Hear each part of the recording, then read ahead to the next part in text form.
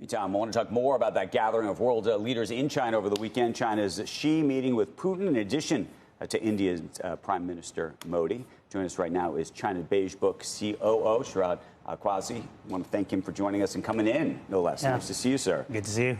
So, have we sent India into the hands of our enemy, or what's happening here? No, I don't think so. I mean, look, India and China have an immensely complicated relationship. What's happening right now is you're seeing three world leaders who've, I think, decided to take a hard stance against the president. And of course, you see Xi doing it, playing hardball with the U.S., with Donald Trump, and he seems to be coming out on top. And that's kind of a lesson I think the other two have taken. And I think that's what you're seeing, a alignment around maybe very limited interests, especially with India and China. So do you look at, though, that meeting as, in terms of Modi, I'm focused mostly on the India piece of this. Mm-hmm. Is this a signal to Trump that we're playing a different game? And does Trump look at this and say, OK, this is a problem for me, or not? Yeah, it's a signal that we're not going to bend over backwards, that we're not going to get scared and come rushing to offer up deals if you tell us that you're hitting us with 50% tariffs.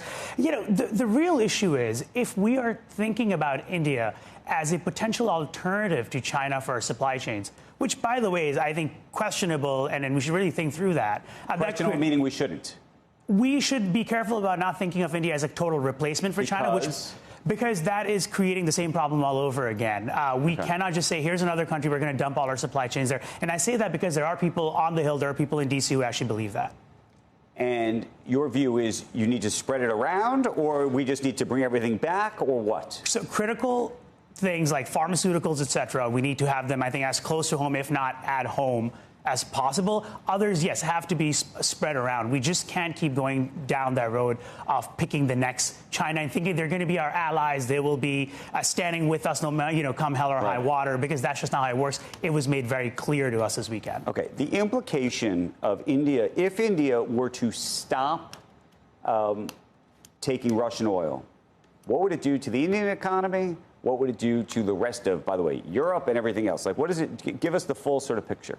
So both China and India have been excessively reliant on Russian oil. And of course, we've talked about this before, Iranian oil as well, right? So I think that's, you're talking about them having to spend potentially a lot more money. They're getting this stuff for very cheap, from what I understand. They're buying it illegally oftentimes as well. I think that creates serious, pressures to them domestically, whether it's on the inflation front, whether it's on, profitability of their companies, et cetera, et cetera. These are growing economies.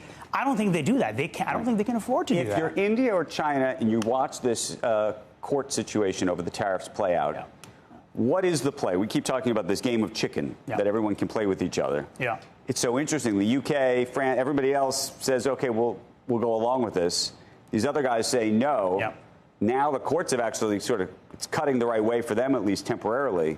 What happens next? So I think the playbook for these countries is not too dissimilar from the playbook that a lot of American companies are following right now, which is that the tariff regime is not permanent. It's not here to stay. That's at least the assumption. I think the court ruling plays into that. I think there's a thinking that a future president can be convinced to roll back or move away from Can I push back on that, though?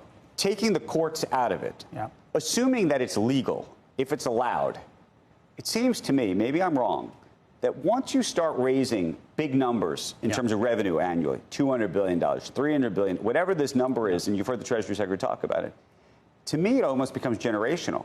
Because if you are in Congress and you have a budget and all of a sudden there's $200 or $300 billion in a pot, and you have to raise your hand and say, you know what, actually, I don't like collecting that money anymore, and I don't want that money. Then you have a whole new problem. So nobody's going to want to turn around and say they don't want it, if in fact the courts rule that it's okay. Yes, I agree. I think mostly with you. We saw that President Biden never rolled back Trump tariffs. As a matter of fact, he wanted additional tariffs. That stays. I think the core question then becomes what happens to the inflation picture.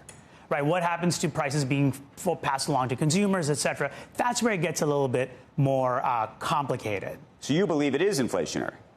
It certainly can be. I think it's inflationary, but a lot of people say it's not inflationary. I think we have to find. We're going to find out.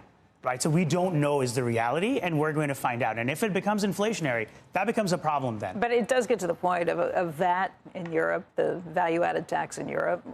You can never undo those things because they are completely reliant on them at this point.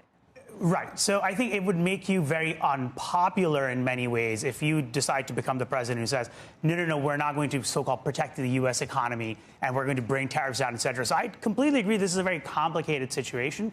But the thing is, we haven't yet seen the economic fallout, which makes it impossible, really, for Even anybody though it's to a regressive tax. Right. Yet, at the same time, it seems that a lot of American companies and the heads there are convinced that this is not going to be a permanent situation. I don't know if that's necessarily a smart assumption to make.